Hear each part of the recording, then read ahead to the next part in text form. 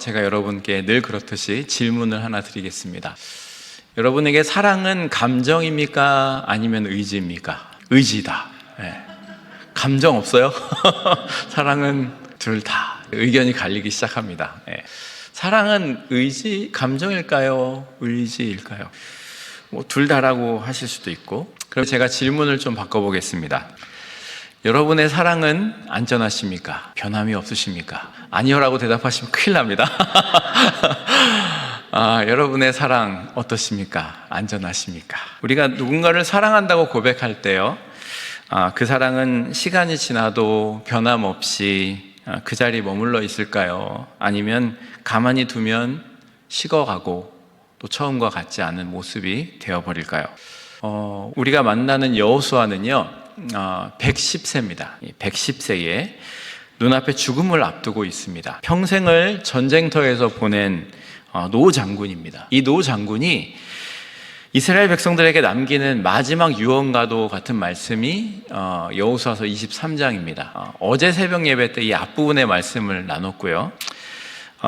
이 마지막 유언을 남기는데 이 유언을 남기면서 땅을 너희가 하나님께 약속의 땅 받은 땅을 어떻게 개간하라, 이런 거를 가르쳐 주시는 게 아니고 군사력을 어떻게 키워야 될지 이런 것을 가르쳐 주는 것이 아니었습니다. 그의 유언은요, 놀랍게도 사랑에 관한 것이었습니다. 그 사랑에 대한 그 명령이 근데요, 아주 비장합니다. 여호수아는요, 우리에게 이렇게 말하고 있는 듯합니다.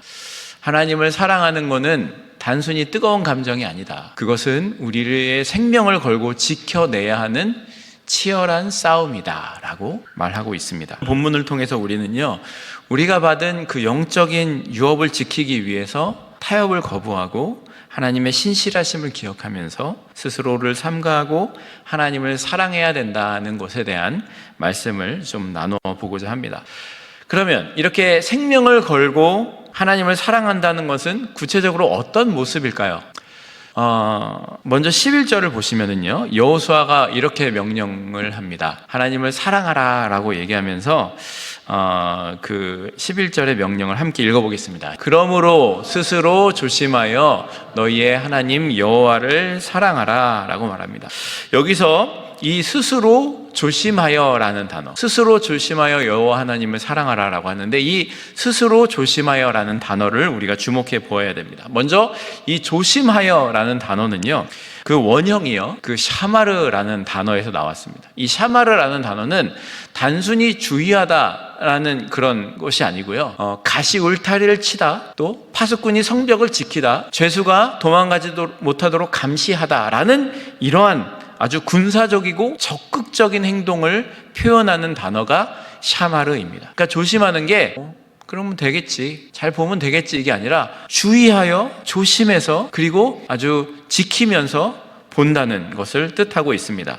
그리고 이 앞에 나오는 단어가 스스로라는 단어가 나옵니다. 이 스스로라는 단어는 우리말 성경에는 그냥 스스로라고 번역이 되었지만 히브리어로 보면 네페시라는 단어를 쓰고 있습니다. 이 네페시라는 단어는요, 이 본래의 뜻은요, 그 네페시라는 단어의 뜻은 영혼, 생명 이런 것을 뜻하고 있습니다. 그러니까 너희의 생명을 조심하라, 하나님을 사랑하는데 너희의 생명을 조심하면서 사랑하라 라고 얘기하는 겁니다. 그러니까 너희 자신을, 너희의 영혼을, 너희의 생명을 철저하게 조심하여서 하나님을 사랑하라 라고 말합니다. 즉 하나님을 사랑하는 거는요, 가만히 앉아서 하나님 참 좋다 그렇게 느끼는 상태가 하나님 사랑하는 게 아니고요, 우리 보통 그렇게 생각할 때가 많잖아요. 하나님 참 좋은 분이야, 그리고 그냥 이렇게 누리려고 하는 때가 많은데, 하나님을 사랑한다는 거는요, 그냥 그런 자리에 있는 게 아니라 하나님 좋은 분이야 라는 것에 있는 것이 아니라 내 영혼이 하나님께 떠나가지 않도록 마치 탈옥하려는 죄수를 감시하듯이, 적의 침입을 막는 그 파수꾼처럼 내 마음의 상태를 맹렬하게 점검하고 방어하는 행위가 사랑이라는 것. 사랑은 이렇게 하는 거라는 겁니다. 이렇게 맹렬하게 지키고 하는 것이 사랑이라는 거죠. 하나님을 사랑하는 것이죠. 성경 속에서 보면은 이 샤마르, 이 지키는 것을 실패해서 무너진 대표적인 인물이 나옵니다. 누구 같으세요? 삼손입니다. 삼손. 삼손은요, 엄청난 힘을 가진 사람이었습니다. 나실인이었고요, 엄청난 힘을 가진 사람이었는데 정작 그런 힘을 가졌음에도 불구하고 자신의 마음을 지키는데 실패를 했습니다. 그래서 들릴라의 무릎에서 자신의 영적인 비밀을 누설을 했고, 그때 그는 자기를 지키지 못했습니다. 절대로 말하지 말아야 되는데 말을 해버렸습니다. 그리고 눈을 뽑히고 머리를 깎이고 맷돌을 끄는 사람이 되었고요. 결국에는 머리가 자랐을 때 성전이 아니고 그 이방 민족들이 머물고 있는 성을 무너뜨리면서 비참한 죽음을 맞이하게 됩니다.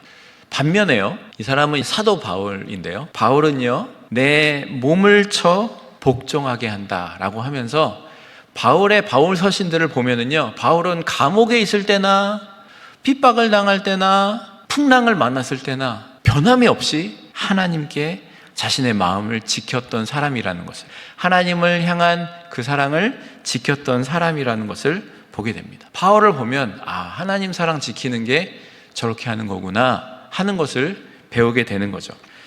자, 여러분의 삶으로 이 지키는 것을 좀 가져와 보면 좋겠습니다. 여러분이 정원을 가꾼다고 한번 생각해 보십시오.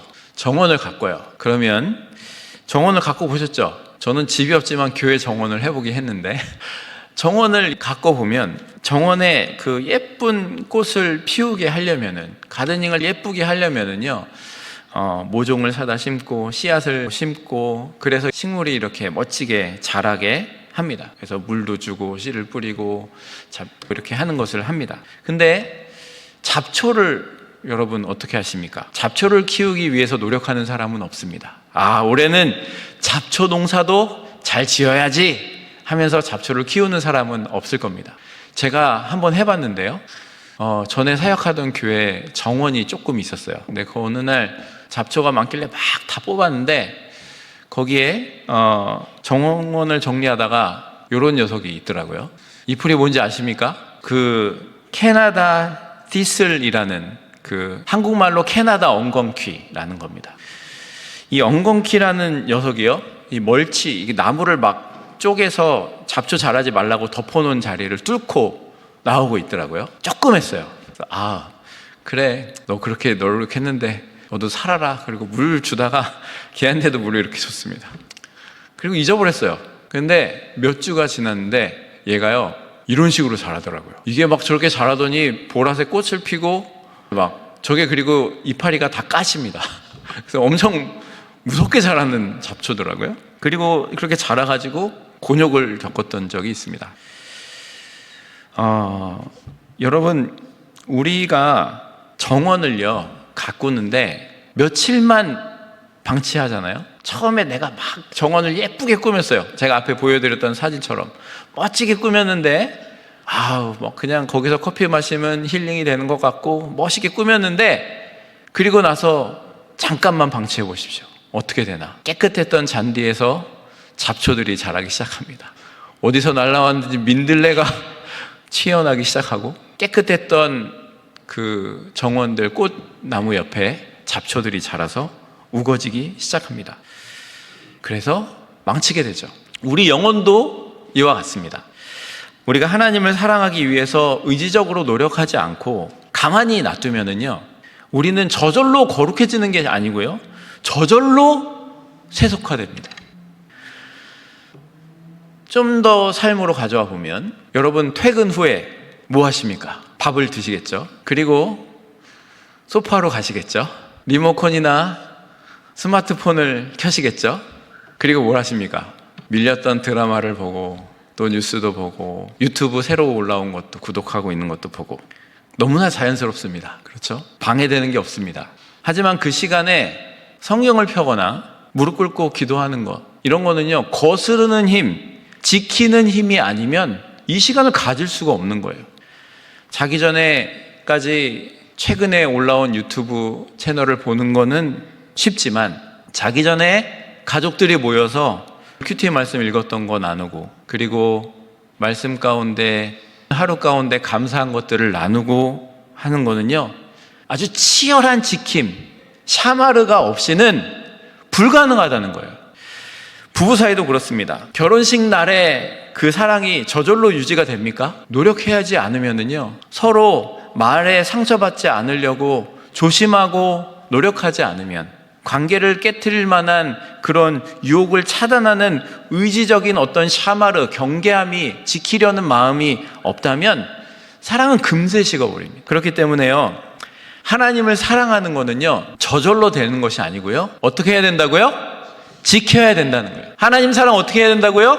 지키는 거예요. 그냥 교회에 일주일에 한 번 나온다고, 예배 드린다고 지킬 수가 없어요. 날마다 우리가 노력하지 않으면 하나님 사랑하는 거 지킬 수가 없다는 거죠. 그렇다면 우리가 구체적으로 무엇으로부터 우리를 지켜야 될까요? 여호수아가 그 다음 구절에서 위험한 대상을 지목하는데요, 두 번째로 여호수아는요, 하나님을 사랑한다는 것은 세상과의 어설픈 타협을 단호히 거절하는 것이라고 말하고 있습니다. 12절에서 13절에 나오는데 12절 보겠습니다. 읽겠습니다. 너희가 만일 돌아서서 너희 중에 남아있는 이 민족들을 가까이하여 더불어 혼인하며 서로 왕래하면 이라고 말합니다. 잘 보십시오. 여기에 보면은 너희가 이 사람들과 서로 왕래하고 그렇게 하면 이라고 말합니다. 그들과 가까이 하여라는, 이 그들과 가까이 하여 섞이는 것이 나오는데요, 이 가까이 하여라는 단어가요, 굉장히 중요한 단어입니다. 히브리어로 이 단어는요, 이 다바크라고 합니다. 그래서 착 달라붙다, 연합하다라는 뜻을 가지고 있습니다. 어제 새벽 예배 오신 분들은 아시겠지만 이 다바크라는 단어가 요 앞부분에서 1절에서 10절까지에서 여호수아가 어떻게 사용했냐면요, 이렇게 사용했어요. 오직 너희 하나님 여호와께 가까이 하기를, 다바크 하기를 오늘까지 행한 것 같이 하라 라고 얘기했습니다. 그런데 오늘 12절에서는요 뭐라고 얘기하냐면, 너희가 하나님께 가까이 하는 것이 아니라 이방 민족들에게 가까이 하면, 다바크 하면 안 된다라고 얘기하고 있는 거예요. 이스라엘 백성들이 하나님께 착 붙어 있어야 되는데 이방 민족들에게 붙게 되면 재앙이 된다라는 겁니다. 그 13절의 경고가 아주 무시무시한데요, 제가 읽어드릴게요. 확실히 알라, 너희 하나님 여호와께서 이 민족들을 너희 목전에서 다시는 쫓아내지 아니하시리니 그들이 너희에게 올무가 되며 덫이 되며 옆구리에 채찍이 되며 너희 눈에 가시가 되어서 너희가 마침내 너희의 하나님 여호와께서 너희에게 주신 이 아름다운 땅에서 멸하리라 라고 말합니다. 여러분, 다바크를 하나님께 안 하고 이방 민족들에게 가까이 하면 어떻게 된다고 했어요? 결국에는 멸하게 된다, 너희 멸망할 거야 라고 말씀하고 있습니다. 그들이 너희에게 뭐가 된대요? 올무가 되고 덫이 되고 옆구리에 채찍이 되고 눈에 가시가 돼서 너희는 결국 망하게 될 것이다 라고 말하고 있습니다. 여러분, 솔로몬 왕을 기억하십니까? 솔로몬 왕은요, 하나님께 지혜를 받은 위대한 왕이었습니다. 그런데요, 그의 노년은요, 이방 여인들과 결혼한 이후에 그들의 신들을, 우상들을 용납하기 시작했고요, 처음에는 외교적인 전략으로 이렇게 하는 거야. 나는 똑똑한 사람이니까, 지혜가 있는 사람이니까 거기 넘어가지 않을 거야 라고 했겠죠. 통제할 수 있어 라고 했을 겁니다. 지혜로운 사람이니까. 그런데 어떻게 됐어요? 그의 말년은요, 우상숭배로 나라를 완전히 무너지게 만들어 버렸습니다. 그 작은 타협이, 이거는 어떤 전략이야. 작은 그 타협이 결국은 솔로몬의 영혼을 갉아먹었고 이스라엘을 분열시키는 결과가 되었다는 겁니다. 타협은요, 덫이 되는 거예요. 우리의 삶에서도요, 이런 달콤한 덫은 항상 존재합니다. 직장 생활을 예를 들어보면, 사회생활을 하시다 보면은 크리스찬으로서의 정체성을 좀 숨겨야 될 때가 있을지도 모르겠습니다. 회사에서의 부적절한 어떤 문화, 관행이라는 이름으로 행해지는 부정직한 업무 처리 등이 여러분에게 맡겨질 겁니다. 이때 우리는 갈등합니다.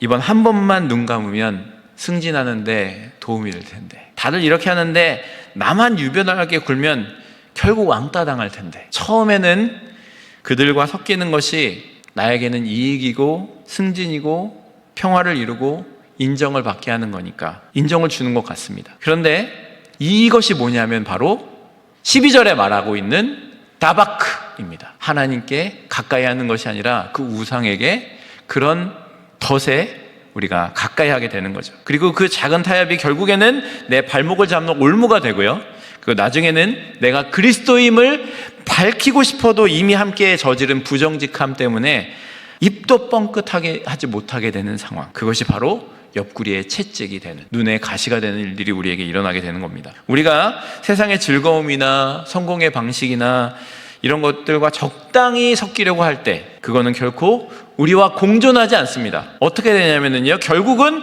우리의 주인을 바꿔버리는 자리로 우리를 이끌고 가게 될 것입니다. 그래서요, 우리는요, 거절해야 됩니다. 그 덫을 거절하고 스스로를 그 가운데 하나님께 붙어 있을 수 있도록 해야 된다는 겁니다. 여러분, 세상과도 붙어 있고 하나님과도 붙어 있을 수는 없다는 것, 우리는 타협을 거절해야 된다는 것을 기억하면 좋겠습니다. 그런데 우리가 그렇게 치열하게 살아야 되는 이유가 뭘까요? 단순히 벌 받을까 봐 무서워서? 아닙니다.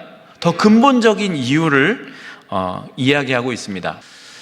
마지막으로 우리가 하나님을 사랑하며 끝까지 이런 길을 걸어가야 되는, 이런 힘든 길을 지켜야 하는, 거절해야 되는 길을 걸어가야 하는 이유는요, 하나님의 말씀이 하나도 땅에 떨어지지 않고 반드시 이루어지기 때문입니다. 중요한 말씀인데 14절 읽어보겠습니다. 보라, 나는 온 세상이 가는 길로 가려니와 너희의 하나님 여호와께서 너희에게 대하여 말씀하신 모든 선한 말씀이 하나도 틀리지 아니하고 다 너희에게 응하여 그 중에 하나도 어김이 없음을 너희 모든 사람은 마음과 뜻으로 아는 바라. 아멘. 여기서 보면은요, 모든 선한 말씀이 하나도 틀리지 않는데요, 그리고 그 중에 하나도 어김없이 이루어졌다는 거예요. 여러분, 이 고백은요, 110세 노인의 인생의 전체를 건 증언이 여기 나오고 있는 거예요. 그는 광야를 지났고요, 요단강을 건넜고요, 여리고가 무너지는 것을 보았습니다. 그의 결론이 이거예요. 하나님의 말씀은 100% 이루어진다. 하나님의 약속의 말씀은 100% 이루어진다는 거예요. 그런데 이 15절, 16절, 다음에 나오는 15절, 16절은요, 하나님의 말씀이 100% 실현된다는 이 확실성이 축복에만 적용되는 것이 아니라 무서운 징계에도 똑같이 이루어진다는 것을 말씀해주고 있는 거예요. 여러분, 선한 말씀이 응한 것처럼 불길한 말씀도 너희에게 임할 수 있다는 것을 그가 분명히 얘기하고 있어요. 그래서 23장 말씀은요, 1절부터 쭉 봐야 돼요. 어제 제가 설교했기 때문에 따로 얘기하기는 않겠지만 이 전체의 말씀은요, 이걸 얘기하고 있는 거예요. 하나님의 약속은 반드시 이루어진다. 그가 자신의 110세의 삶을 돌아보며 경험한 하나님을 그가 이렇게 전하고 있는 겁니다. 그래서 이 말씀을 처음에 본문을 읽었을 때 2025년도 마지막 주일인데 멸한다 하고 끝나는 말씀을 설교해야 되나? 그런 고민을 좀 했는데요, 이 말씀의 본래 의미는 이건 거예요. 하나님의 말씀은 분명히 이루어진다. 그러니까 너희의 마음을 지키고 하나님께 너희의 마음의 덫들을 제거하고 거절하고 하나님의 말씀이 이루어지는 것을 붙잡으며 하나님 사랑하라는 것을 그가 이렇게 전하고 있는 것입니다. 여러분, 16절에 여호수아가 예고한 너희에게 주신 아름다운 땅에서 너희가 멸망하게 될 거야 라는, 너희가 이방 민족에게 붙으면 너희는 멸망하게 될 거야 라는 말씀이요, 문자 그대로 역사 속에서 실현이 되는 일들이 이렇게 일어납니다. 여호수아 이후에 수백 년이 지나고 이스라엘이 결국은 하나님을 버리고 우상 숭배를 했을 때, 이방 민족들에게 조금 허용을 했을 때 결국에는 그들이 무너지고 그들의 자손이 하나님을 모르는 사람들이 태어나고, 그리고는 결국에는 북왕국과 남유다로 나눠지고, 북왕국은 아수르에게 포로로 끌려가고 남왕국은 바벨론에게 포로로 끌려가고 예루살렘 성이 무너지는 결과가 일어나게 됐습니다. 실현된 거예요. 하나님의 말씀은요, 반드시 이루어진다는 것을 믿으시기 바랍니다. 자, 이것을 이제 이 약속을, 이 말씀을 우리의 삶 가운데로 좀 가져와 보세요. 여러분, 중력의 법칙 믿으십니까? 안 믿으시면 저기 한번 올라가서 뛰어내려보세요. 무조건 떨어집니다. 이거는 법칙이잖아요, 그렇죠? 무조건 이루어지는 거예요. 하나님의 말씀도요, 이 영적인 중력과 같다는 거예요. 이 여호수아의 이야기를 들어보면 이런 거예요. 우리는 종종 하나님 사랑이시니까 내가 좀 적당히 살아도 이 정도는 이해해 주시겠지, 이 정도는 용납해 주시겠지, 이 정도는 못 본 채 해 주시겠지. 이거는요, 신실하신 하나님을 아주 심각하게 오해하고 있는 겁니다. 만약에 우리가 의사가 처방해준 약을 먹으면 낫고 독약을 먹으면 죽는다는 사실을 안다면 독약을 먹으면서 의사 선생님은 착하니까 내가 독약 먹어도 살려줄 거야 라고 생각을 하는 거는 되게 어리석은 생각이잖아요. 그런데 우리가 영적으로 보면 우리의 삶 속에서 실제로 그렇게 하고 있다는 거예요. 좋은 것도 먹지만 요거 조금만 해볼까? 하고 있다는 거죠. 하나님의 말씀이 확실하다는 거는요, 그렇기 때문에 우리에게 두려움일 수도 있어요. 분명히 너네 이렇게 하면은 멸하게 될 거야, 망할 거야 라고 분명하게 말씀하시기 때문에 두려울 수 있어요. 그렇지만 그것을 뒤집어 보면은요, 하나님의 약속의 말씀이 이루어진다는 거는요, 우리에게 가장 큰 위로가 됩니다. 왜요? 우리가 세상과 타협하지 않고 우리의 마음을 지킬 때, 믿음을 지킬 때 주시는 그 약속은 분명하게 이루어질 것이기 때문에 내가 너와 항상 함께하리라, 내가 너를 책임질 것이다 라는 그 약속이 분명하게 하나님께서 수없이 약속하신 그 모든 약속이 여러분에게 이루어질 것이기 때문에 그것이 우리에게 가장 큰 위로가 되는 것이고, 2025년도를 마무리하는 이 주일에 우리가 붙잡아야 될 말씀이 그것이기도 한 것입니다. 하나님의 말씀은요, 분원하지 않는 수표입니다. 하나님의 경고가 사실이라면 축복 또한 사실이라는 것을 기억하시기 바랍니다. 그러므로 우리는요, 이 확실한 말씀을, 약속의 말씀을 붙들고 하나님을 사랑하는 길을 의지적으로 선택하시는 여러분이 되시기를 소망합니다. 말씀을 맺습니다. 제가 처음 드렸던 질문 기억하십니까? 사랑은 감정입니까? 의지입니까? 의지. 여호수아의 유언을 통해서 우리가 답을 얻었어요. 하나님을 향한 사랑은요, 낭만적인 어떤 감정적인 노름이 아닙니다.